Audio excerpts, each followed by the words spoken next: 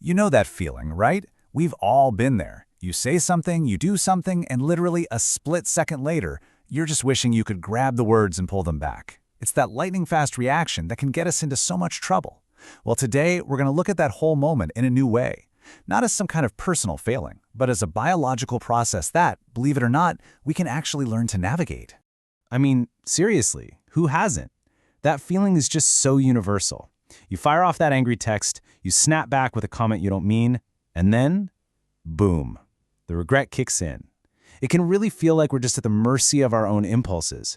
But what if the solution isn't about having more willpower? What if it's about understanding the system that's actually driving the car? Okay, so this is the crucial idea that changes everything. We tend to think that some people are just, naturally calm and disciplined. That makes the pause seem like a personality trait you either have or you don't. But the perspective we're exploring today completely flips that on its head. The pause isn't a virtue, it's a capacity of your nervous system. See, it's not about who you are, it's about the biological state you're in at any given moment. So, to get a handle on this capacity, we're going to use this really simple but powerful model, the traffic light processing framework. Just think of your nervous system as having different operating modes, kind of like a traffic light. And these states, these colors, they determine what you have access to, including that all-important pause button. First up is green. You can think of this as your home base. It's that state of safety, connection, and social engagement.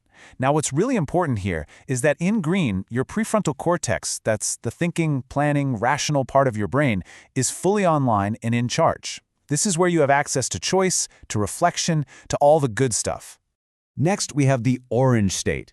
This is a state of mobilization. You know the feeling. Your heart rate might be up. You feel a little bit on edge. There's this increased arousal in your system. But the key thing about orange is that you haven't lost control yet. The ability to regulate, to slow things down, it is still possible here. It's our critical transition zone. And finally, there's red. This is a pure survival state. When you hit red, your nervous system has already made a decision for you. It's all about speed over reflection. Your threat circuits are fired up and dominant, and your body is getting ready for action, fight or flight. And this isn't a flaw, by the way. It's a feature of our biology, and it's designed to protect us. And this image just illustrates the problem perfectly. Expecting yourself to find a calm, thoughtful pause when you're deep in the red state, it's like asking a car that's already skidding on ice to just smoothly change direction. It's not going to happen. The momentum is just too great. The system is already reacting. Access to the pause is biologically off the table in this state. So this brings us to the big million-dollar question. If we can't find that pause button when we're in the middle of a skid, where on earth is it? Let's go find it. Just think about it for a second. We've pretty much established it's a no-go in that reactive survival state of red. So where does the opportunity for actual choice live? Where's our window? And here it is. Here's the answer. And it's both so simple and so profound. The pause happens as you approach the junction, not after you've already sped right through it.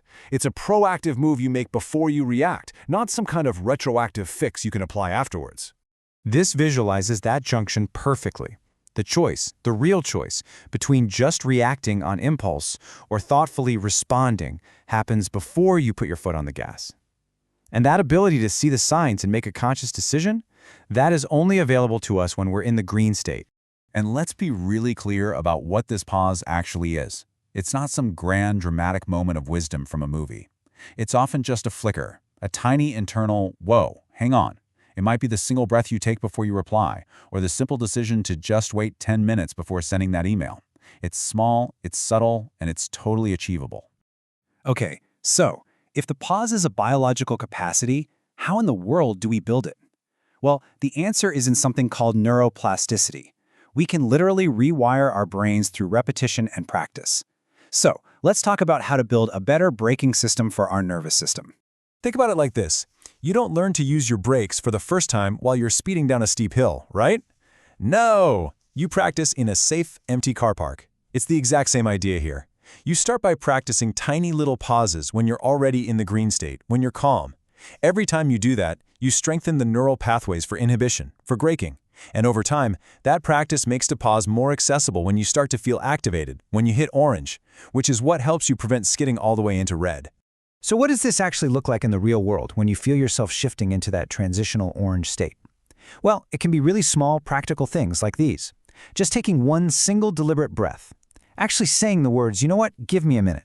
Or noticing your shoulders are up by your ears and just consciously dropping them. These aren't just little tricks. They are powerful ways to regulate your whole system. So let's bring this all together. Really, the most important thing to take away from this entire framework is that huge shift in perspective. Your quick reactions aren't a character flaw. They just reflect the current capacity of your nervous system. This is your new operating manual.